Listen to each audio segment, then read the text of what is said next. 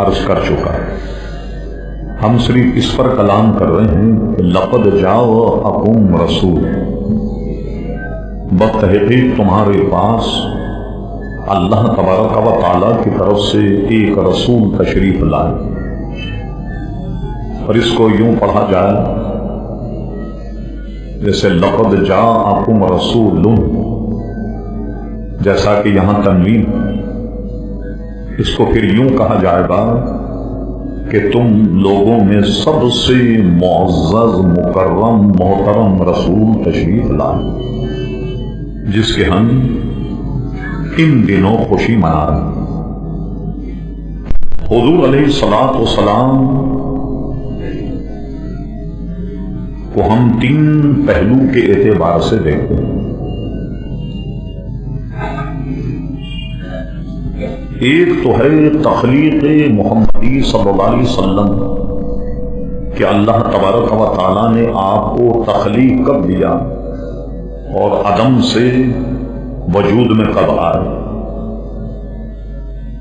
اور ایک ہے ولادت محمدی صلی اللہ علیہ وسلم کہ آپ اس دنیا اور آب و گل میں آپ کی ولادت کب ہوئی اور کیسے تشریف لائے، اور ایک ہے بعثت محمدی صلی اللہ علیہ وسلم، یعنی جب آپ کی عمر شریفہ 40 برس کی ہو گئی تو آپ نے قوم کے سامنے اعلان نبوت کیا۔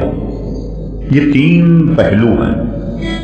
خوب ذہن میں رہے کہ صرف حضور علیہ الصلوۃ والسلام کی ولادت کے بعد ہی سلسلہ شروع نہیں ہوا، بلکہ حضور علیہ الصلوۃ والسلام دنیا میں آنے سے پہلے بھی کہیں جلوہ رہے۔ اب اس پر ہم کچھ باتیں آپ کی گوش گزار کریں۔ ہوا یہ کہ مقام مصطفیٰ صلی اللہ علیہ وسلم ملاحظہ فرمائیے، حدیث شریف میں ہے کہ اللہ تبارک و تعالی کنز مخفی تھا۔ ابتداءً یہ بات ذہن میں رہے تاکہ اوپر گفتگو، اللہ تبارک و تعالی اس کا ہم اردو میں ترجمہ کریں گے جیسا کہ اس کی شان ہے، اس کے مطابق ایک چھپا ہوا خزانہ تھا، کنز مخفی سے اس کو تعبیر کیا گیا۔ جب اس نے چاہا کہ لوگ اسے جانیں، اللہ تبارک و تعالیٰ کو لوگوں کو پہچانے، تو اس نے جب یہ چاہا کہ اس کی معرفت ہو اور وہ پہچانا جائے، تو اللہ تبارک و تعالیٰ نے پیارے مصطفیٰ صلی اللہ تعالی علیہ وسلم کو تخلیق کیا۔ اب تخلیق کب ہوئے، عدم سے وجود میں کیسے آئے، اس پر ملاحظہ فرمائیے۔ یہ حدیث شریف مصنف عبد الرزاق حضرت علامہ امام عبد الرزاق رحمۃ اللہ تعالی ان کی جو مسند احمد ہے اس میں حدیث شریف موجود ہے، اور شیخ محقق شاہ عبداللہ مودودی بھیلوی اس پر گفتگو کرتے ہوئے فرماتے ہیں یہ حدیث صحیح ہے۔ جو ہندوستان کے سب سے بڑے محدث ہیں انہوں نے اس کو صحیح حدیث بیان فرمایا۔ ایک صحابی کے سوال پر کہ یا رسول اللہ صلی اللہ علیہ وسلم مجھے اس بات کی خبر دیجیے کہ اللہ تبارک و تعالیٰ نے تمام اشیاء سے پہلے کس چیز کو پیدا فرمایا، میں یہ جاننا چاہتا ہوں۔ حضور علیہ السلام نے ارشاد فرمایا اول ما خلق اللہ نوری، سب سے پہلے اللہ تبارک و تعالیٰ نے میرے نور کو پیدا فرمایا۔ ٹھیک، اب اس میں کہا جائے کہ اپنے نور کے فیض سے اللہ تبارک و تعالیٰ نے حضور علیہ السلام کا نور پیدا فرمایا۔ بہت سے لوگ یہاں بکھر گئے اور مقصد کو سمجھ نہیں پائے، اور معاذ اللہ ہم پر یہ الزام لگایا کہ یہ حضور علیہ السلام کے نور کو اللہ کے نور کا ایک ٹکڑا مانتے ہیں۔ معاذ اللہ، یہ تعالیٰ کی ذات کو تقسیم ہونے سے پاک ہے، کہ اس میں سے کچھ نکالا جائے کہیں اور ڈالا جائے، ہرگز یہ اعتقاد اہل سنت و جماعت کا نہیں ہے جو حضور علیہ الصلوۃ والسلام کو نور کہتے ہیں۔ پچھلی مرتبہ جیسے آپ نے گفتگو سماعت فرمائی، نور کو بشر نہیں مانتے، بالکل بشر مانتے ہیں، انسان مانتے ہیں۔ بھائی حضور کو انسان اور بشر مانتے ہیں، خدا نہیں مانتے، جبھی تو جشن ولادت مناتے ہیں۔ اگر خدا مانتے ہوتے معاذ اللہ تو ان کی ولادت کائے کے لیے مناتے؟ خدا کی ولادت تو کوئی نہیں مناتا۔ تو میلاد منانا ہی اس بات کی نفی ہے کہ حضور علیہ السلام کو خدا نہیں مانتے اور حضور علیہ السلام کو اللہ تبارک و تعالیٰ کا عزیزان گرامی بندہ مانتے ہیں۔ تو اللہ تبارک و تعالیٰ کے بندے ہیں۔ اب کوئی یہ سمجھے کہ اللہ تبارک و تعالیٰ کہ نور کا کوئی ٹکڑا لے کر اس سے حضور کو بنایا گیا، یہ اہل سنت جماعت کا عقیدہ نہیں۔ میں نے یہ جملہ استعمال کیا، اللہ نے اپنے فیض سے ایک نور پیدا فرمایا، ورنہ آپ کیا کہیں گے؟ روح اللہ کیا ترجمہ کریں گے؟ اللہ کی روح، عیسیٰ علیہ الصلوۃ والسلام کا لقب ہے، کیا توجیہ کریں گے آپ؟ اب سنیے، میں آپ کو ایک دوسرے انداز میں بتا رہا ہوں۔ آپ سورج چمک رہا ہو، اس کے سامنے آئینہ رکھ دیں تو آپ دیکھیں گے کہ آئینے میں بھی وہی چمک دمک آپ کو نظر آئے گی جو سورج میں۔ سورج کا عکس اگر آئینے میں پڑ رہا ہو تو آپ آئینے کو بھی نہیں دیکھ سکتے جس میں سورج نظر آ رہا، تو کیا سورج کا کوئی ٹکڑا نکل کر اس میں آ گیا؟ کیا ہے؟ یا کوئی اسی سورج میں سے کوئی سورج کو کاٹ کر کے آئینے میں رکھا گیا؟ کچھ نہیں، حالانکہ وہ تو آسمان پر ہے مگر یہ شیشہ اس کا فیض ہے۔ بالکل اسی طریقے سے آپ کو نظر آ رہا ہے۔ تو اللہ تعالیٰ نے اپنے فیض سے ایک نور پیدا فرمایا، ٹھیک؟ اچھا، جب آپ اس گفتگو میں پڑھیں بلا وجہ اللہ تبارک و تعالیٰ نے بشر بنا کر بھیجا، نور بنا کر بھیجا، یہ بحث بالکل بیکار ہے۔ میں آپ کو آسان اس کی اردو بتاتا ہوں جس کو آپ ذہن میں رکھیں۔ جب آپ یہ کہیں گے کہ اللہ تبارک و تعالیٰ نے اپنے حبیب کو جو نور سے بشر بنا کر بھیجا اور بے مثل بشر، ہمارے آپ جیسے نہیں، بے مثل بشر۔ اب میں توجیہ کرتا ہوں تاکہ آپ کے دماغ میں ایک مسئلہ اور غبار جو ہے وہ ہٹ جائے۔ عموماً لوگ یہ آیت پڑھ کر اس سے استدلال کرتے ہیں، قل انما انا بشر مثلکم، اے میرے حبیب آپ فرما دو کہ میں تمہاری طرح بشر ہوں۔ دیکھیے حضور علیہ الصلوۃ والسلام کو تو اللہ تبارک و تعالیٰ بشر فرمایا، بہت غور سے آپ دیکھیں، قل انما انا بشر مثلکم یوحی الی، یہ بات کا جملہ کیا مطلب ہوا کہ میں تمہاری طرح انسان ہوں مگر مجھ پہ وحی آتی ہے، تم پہ وحی نہیں آتی۔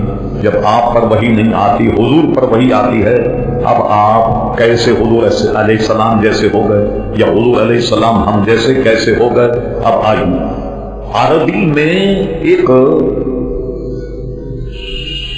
پورا سبق ہے، بلکہ ایک فن کہ مصطلحات جو اصطلاحیں رائج ہیں ان کو دیکھا جاتا ہے۔ پھر اس میں لغو لہجے کا بڑا یعنی فرق ہوتا، کوئی بات کس لہجے میں کہی جائے اس کا کیا معنی ہوگا، کسی اور لہجے میں کہی جائے اس کا کیا معنی ہوگا۔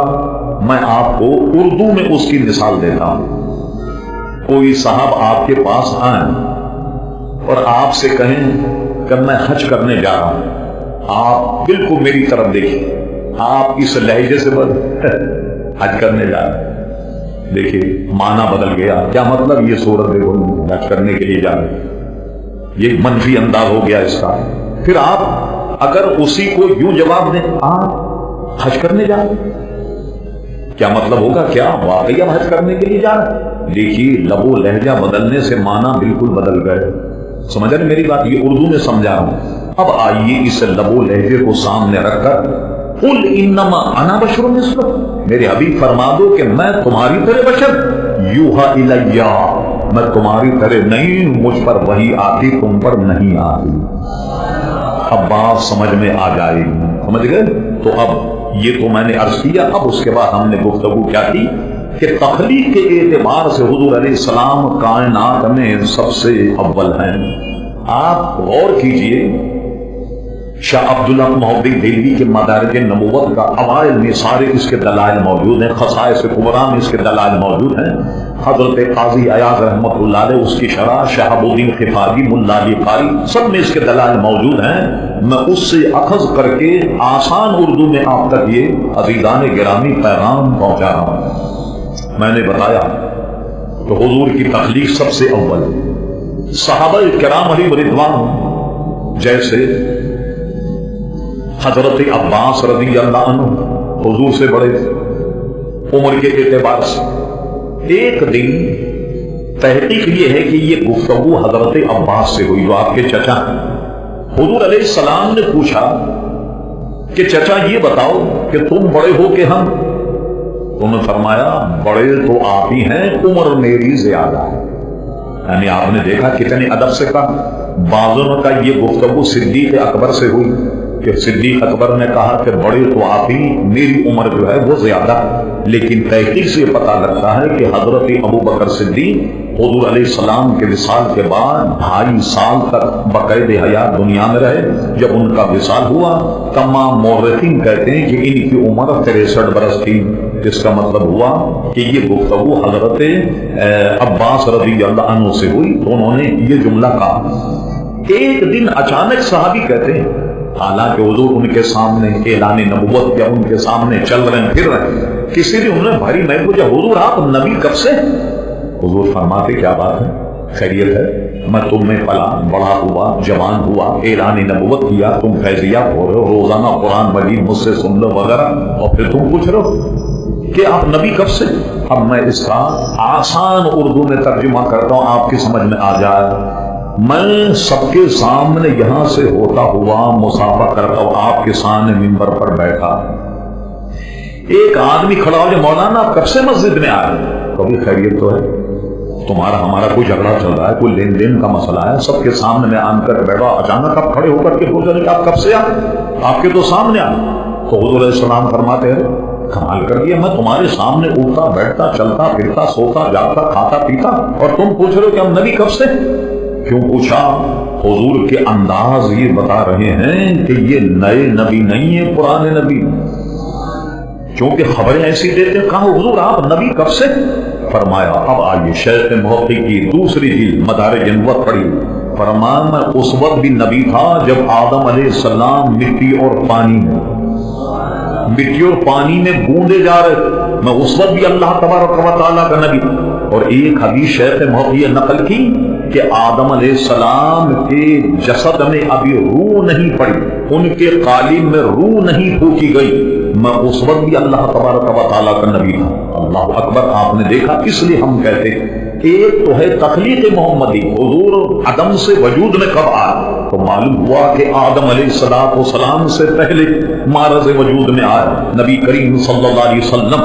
اب آئیے شیخ محقق شاہ عبداللہ محدث دہلوی اسی مدارج نبوت میں اور دوسری کتابوں میں بھی حدیث موجود ہے، حضرت آدم علیہ السلام سے ایک بھول ہو گئی، ایک نسیان ہو گیا. وہ کیا تھا؟ کبھی آپ گفتگو کریں تو بہت ہی زبان سنبھال کر گفتگو کریں. کوئی بھی تنقید کا پہلو آیا تو گیا، سارے آج تک کا روزے نمازیں سب گئیں، سب کی سب ٹھکانے لگ گئے. ذرا سا بھی کوئی تصغیر کا، تحقیر کا، تقصیر کا کوئی جملہ کہا جائے، اس میں لوگ بڑے دیر ٹی وی پہ مذاکرے دیکھی وہ دیکھی، آدم علیہ السلام سے گناہ ہو گیا، یہ ہو گیا، وہ ہو گیا فلاں. لفظ گناہ کا نبی کی جانب منسوب کرنا ہی درست نہیں. سب سے پہلے جب نبی کی تخلیق ہوتی ہے تو اللہ کے نبی میں وہ مادہ ہی نہیں ہوتا کہ کوئی گناہ کر سکے. وہ اگر معاذ اللہ نبی گناہ کر سکے تو پھر آپ جانتے ہیں کیا خرابی پیدا ہوتی. اللہ اکبر. حضور نے جب 62 جس کا میں نے ذکر کیا اس کو ہم عنوان نہیں بنا، جب حضور نے قوم کو جمع کیا اور جمع کرنے کے بعد کہا کہ میں تم میں کئے برس رہا؟ قوم نے کہا 40 برس۔ فرمایا کیسا پایا؟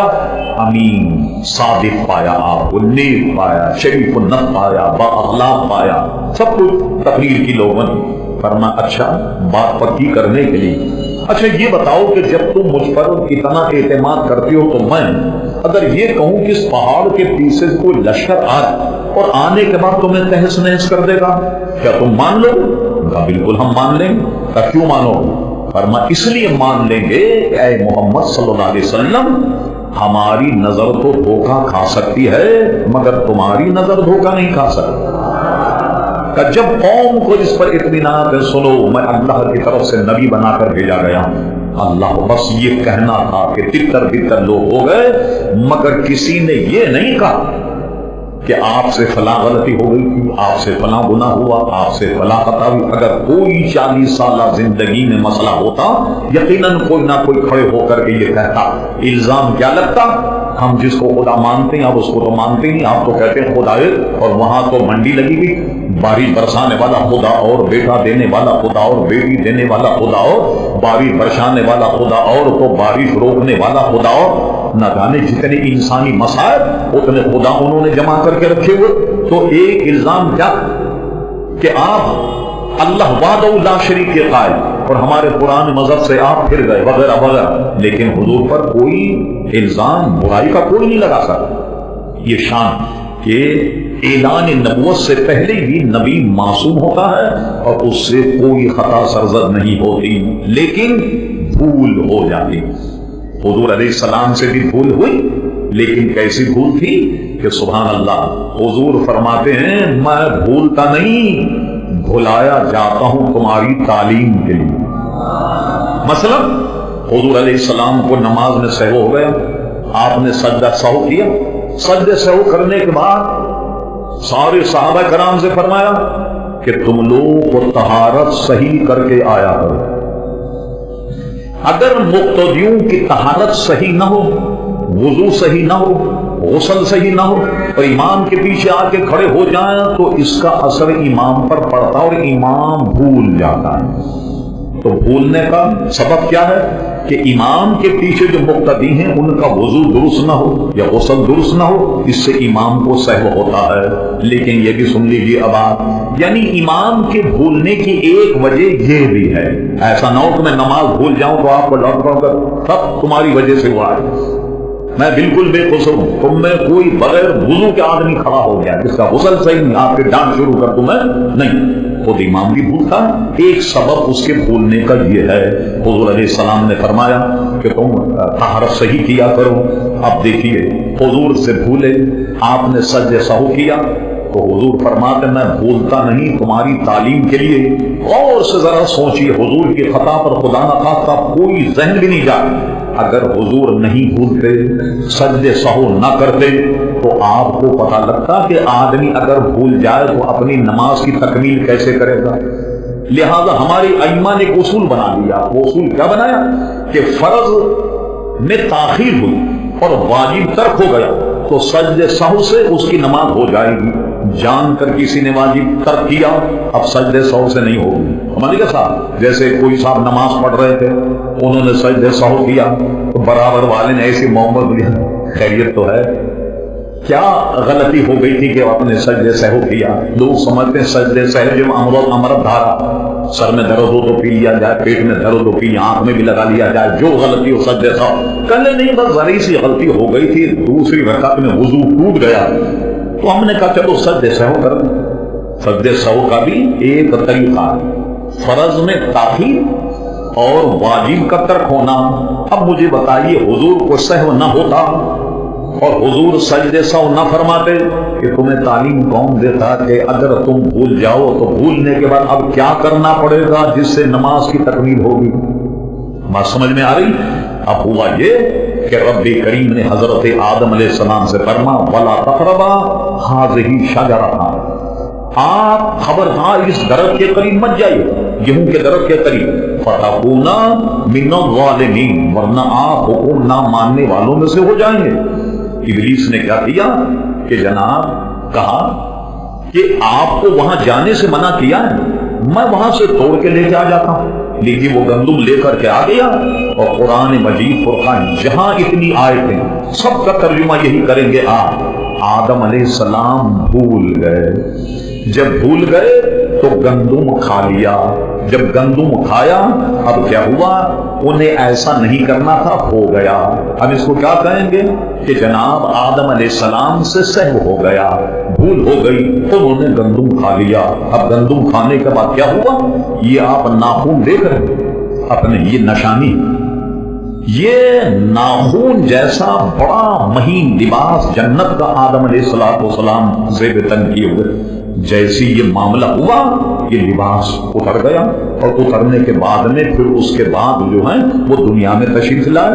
لوگ عام طور پر جنہوں نے علم کلام نہیں پڑھا، ادب رسول نہیں پڑھا، کہ جنت سے نکال دیے، جنت سے بھگا دیے گئے۔ اللہ اکبر۔ کسی نے اپنے ایک پروگرام میں یہ بھی کہا، کوئی خاتون مقرر تھی کہ جب انہوں نے گندم کھایا تو جنت سے نکل گئے، معاذ اللہ، اور یہ اس نے شعر پڑھا، بڑے بے آبرو ہو کر تیرے کوچے سے ہم نکلے۔ اللہ اکبر۔ نبیوں کو بے آبرو کرو گے تو تمہاری آبرو بھی باقی نہیں رہے گی، سمجھے؟ ہاں بالکل آبرو باقی نہیں رہے گی۔ اچھا یہ بتائیے، ہم سوال کرتے ہیں کہ گندم نہ کھاتے کیا جنت میں رہتے؟ ہاں وہ جنت میں رہتے۔ قرآن مجید پڑھو، انی جاعل فی الارض خلیفہ، اللہ نے فرشتوں کو پہلے بتا دیا کہ میں تو زمین